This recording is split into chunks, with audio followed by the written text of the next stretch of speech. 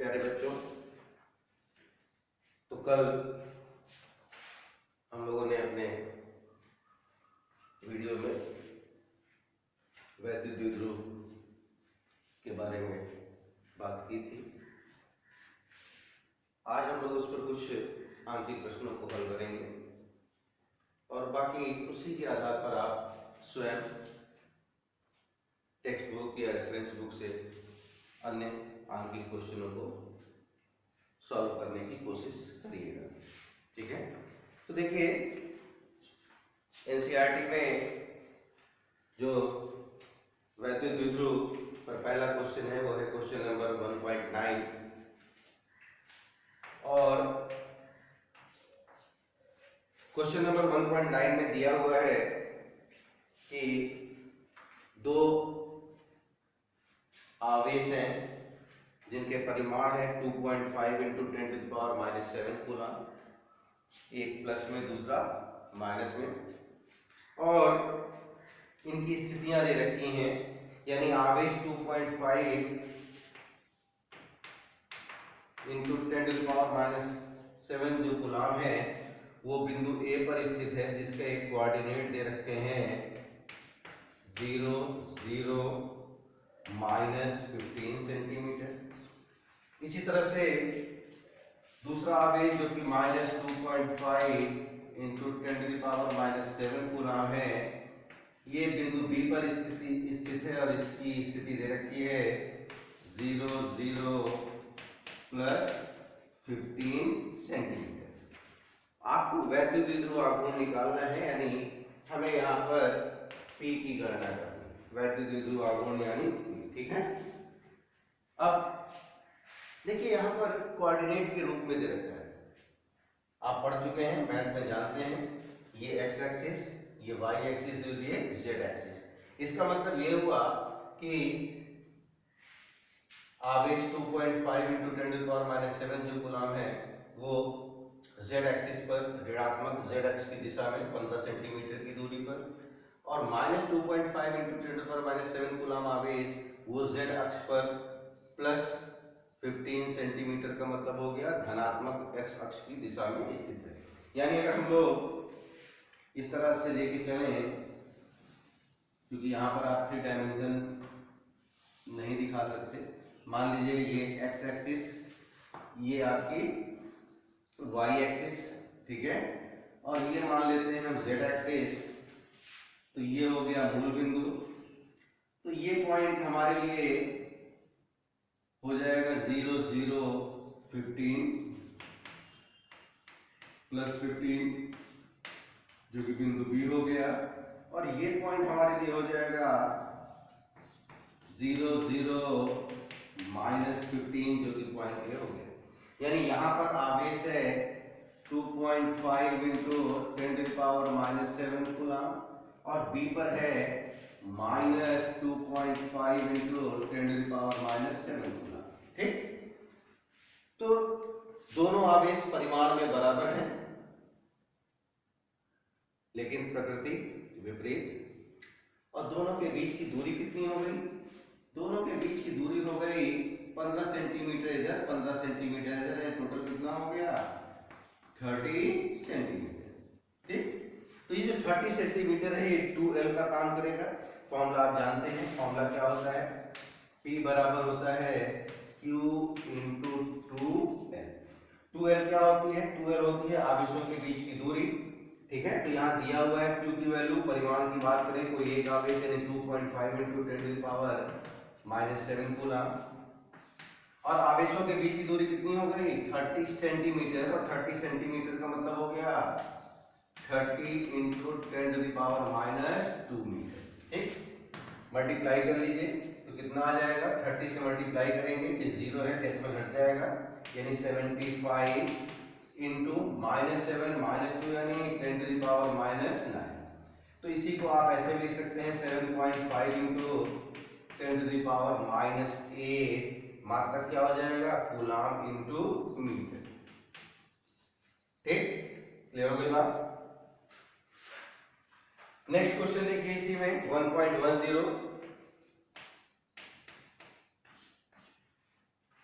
इसमें क्या है, ये बहुत आसान क्वेश्चन दिया हुआ है एनसीईआरटी में। कह रहा है कि एक वैद्युत द्विध्रुव है जिसका द्विध्रुव आघूर्ण P दे रखा है 4 × 10⁻⁹ सेंटीमीटर, और ये जो वैद्युत द्विध्रुव है वह एक समान वैद्युत क्षेत्र में जिसका परिमाण दे रखा है 5 × 10⁴ न्यूटन प्रति कूलम।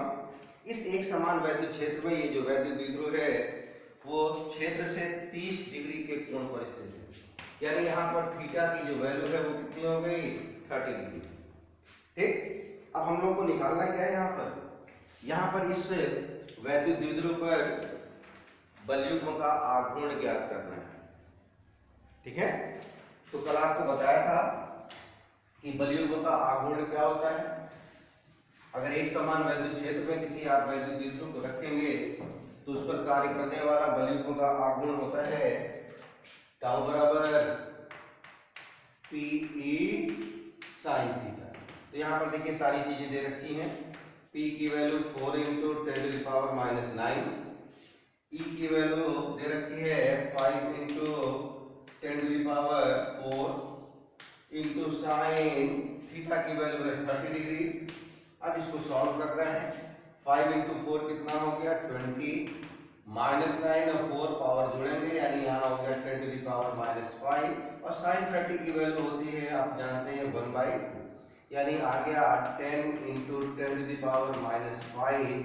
मात्रक क्या होगा, बलयुग्म का आघूर्ण है, यानी बल गुणे बलों के क्रिया रेखाओं के बीच की लंबवत दूरी यानी न्यूटन इंटू मीटर। तो मात्रक हो गया न्यूटन इंटू मीटर। ठीक, अब जो तीसरा क्वेश्चन है इसमें थोड़ा हट करके है, और ये वैद्युत बल से संबंधित है। ये है क्वेश्चन नंबर 1.13।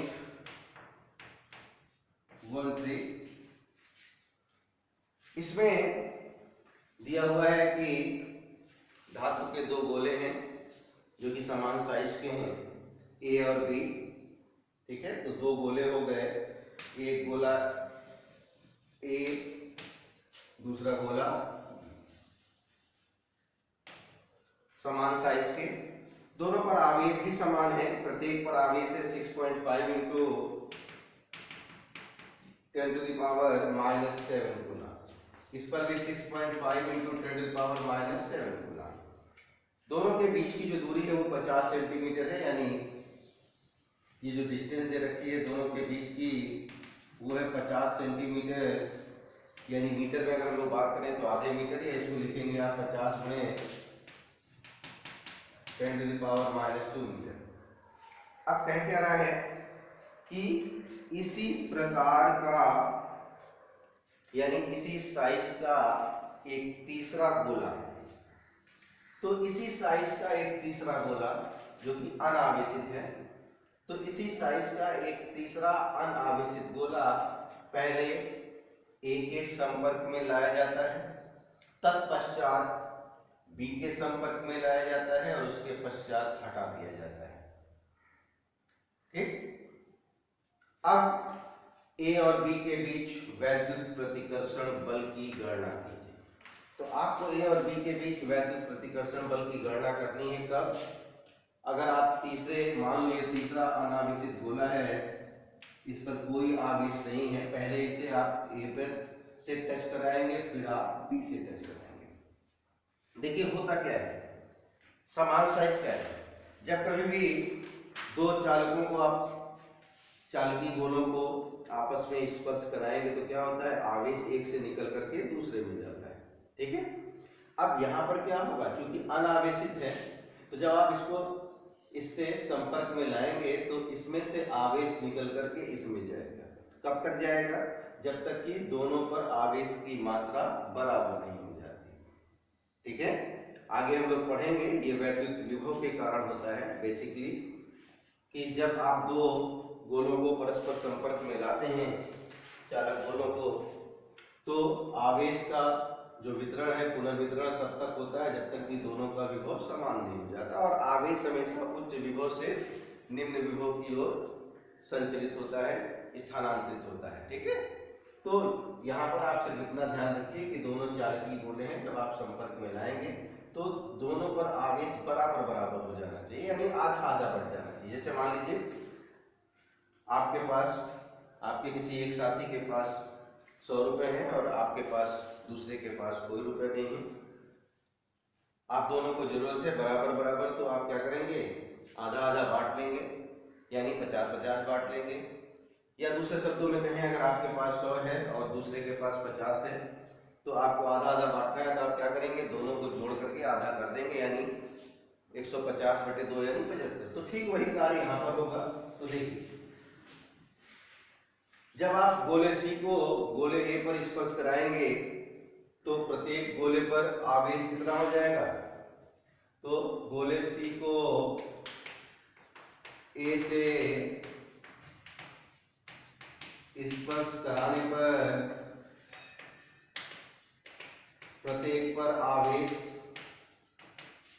यानी इसको हम QA से डिनोट कर दें, इसको QC से डिनोट कर दें, तो क्या हो जाएगा 6.5 इंटू 10⁻⁻7 प्लस ये अनावेशित था यानी 0 डिवाइडेड बाई।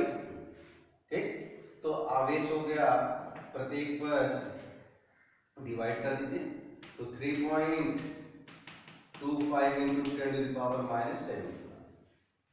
अब क्या करना है, अब C पर आवेश इतना आ गया, अब आप क्या कर रहे हैं, अब आप C को स्पर्श करा रहे हैं फिर से, तो अब क्या होगा, फिर से दोनों पर आधा आधा हो जाएगा, यानी अब C को D से स्पर्श कराने पर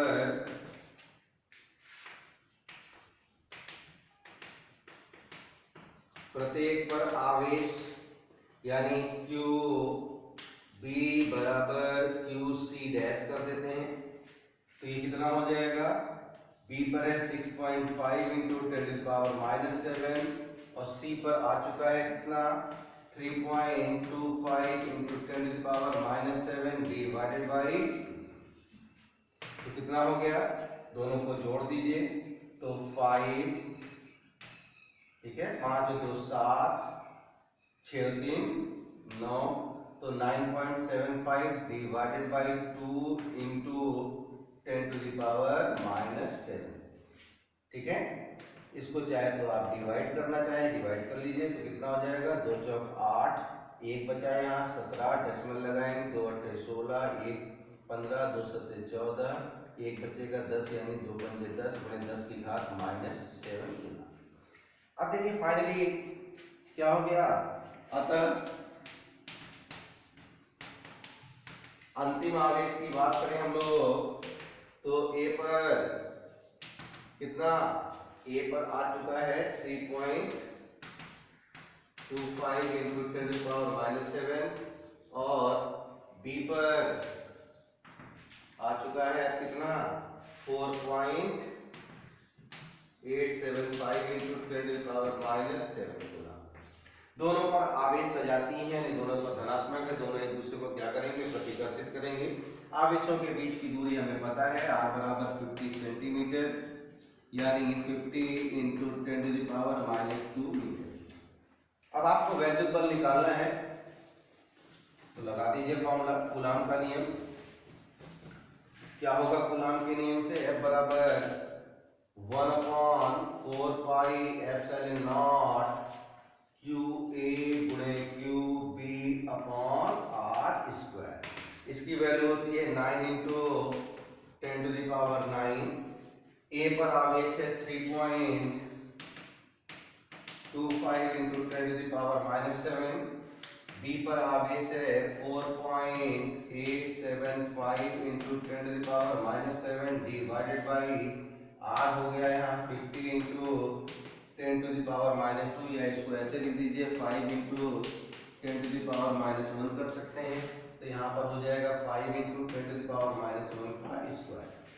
अब आइए इन दोनों को मल्टीप्लाई कर दिया जाए, तो मल्टीप्लाई करेंगे आप, तो 4.875 में 3.25 से मल्टीप्लाई कीजिए, तो कितना हो जाएगा, 5 से गुणा कीजिए, 25 के 5 2, 5 7 35 से 2 37, 7 3 5 8 40 से 3 43 4 5 6 20 4 24 यहाँ आ गया। 2 से मल्टीप्लाई करेंगे, 2 पंजे 10, 2 7 14 और 1 15, 5 1 2 8 16 1 17 7 हासिल लगे 1 2 14 8 8 9। 3 से मल्टीप्लाई कर दीजिए, 3 5 15 1 3 7 21 और 1 22 2 3 8 24 और 2 26 2 3 4 12 2 14 5 7 5 5 10 3 13 3 हासिल लगे 1 तो हो जाएगा 4 और 1 5 7 5 12 और 2 14 1 9 1 10 तो 12 6 18 यहाँ 5 यहाँ 1 डेसिमल 3 और 2 5 अंक तो 1 2 3 4 5 यानी 15 पॉइंट। तो ये आ गया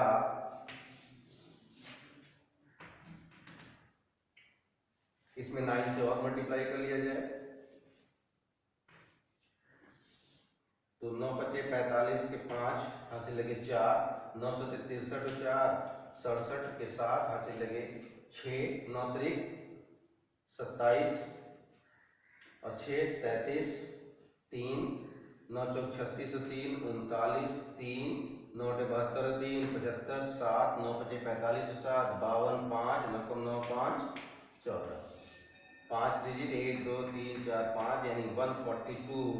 ये आ गया 142.59375 इंटू पावर देख लीजिए 10 to the power -7 into 10 to the power -7 यानी 10 टू द पावर -14 नीचे 5 का square 25 into 10 to the power -2। अब 25 से आपको इसको डिवाइड करना है तो और आसान, अगर डिवीजन से आप बचना चाहते हैं तो 25 को आप क्या लिख सकते हैं 100/4 यानी 4 ऊपर चला जाएगा तो आसान हो जाएगा मल्टीप्लाई करना। इसको आप ऐसे कर सकते हैं 142.59375 ठीक है। तो यहाँ 10 टू द पावर -14 इसको आप लिख सकते हैं 100/4 इंटू 10 टू द पावर -2 ठीक है। 100/4 यानी 25 तो ये 4 ऊपर चला जाएगा, ये 100 इंटू 10 टू द पावर -2 क्या हो गया 10 टू द पावर कितना 0 यानी 1 हो जाएगा ठीक है ना। तो ये आ गया 4 into 142.59375 into 10 to the power -14। अब 4 से मल्टीप्लाई कर लीजिए, आसान हो गया ये 4 पंजे 20 2 4 7 28 2 30 3 4 3 12 और 3 15 1 4 2 36 और 1 37 3 4 पंजे 20 और 3 23 2 4 2 8 और 2 10 1 4 4 16 1 17 1 4 1 4 और 1 5 इंटू 10 टू द पावर -4। तो फाइनली इसको आप लिख सकते हैं 5.7 100 से डिवाइड कर दीजिए तो 5.7 approximately into 10 to the power -12। तो इतने न्यूटन का प्रतिकर्षण बल कार्य करेगा। तो इस तरह के क्वेश्चंस में ध्यान रखिएगा, जब कभी भी अनावेशित गोले या दो आवेशित गोलों को आप एक ही साइज के आवेशित गोलों को आप टच कराएंगे, संपर्क में लाएंगे तो क्या होगा आवेश दोनों पर बराबर बराबर बढ़ जाएगा। बराबर बराबर बांटने का तरीका क्या होगा, यानी दोनों को आवेशों को जोड़ दीजिए, जोड़ करके 2 से भाग दीजिए ठीक। Thank you.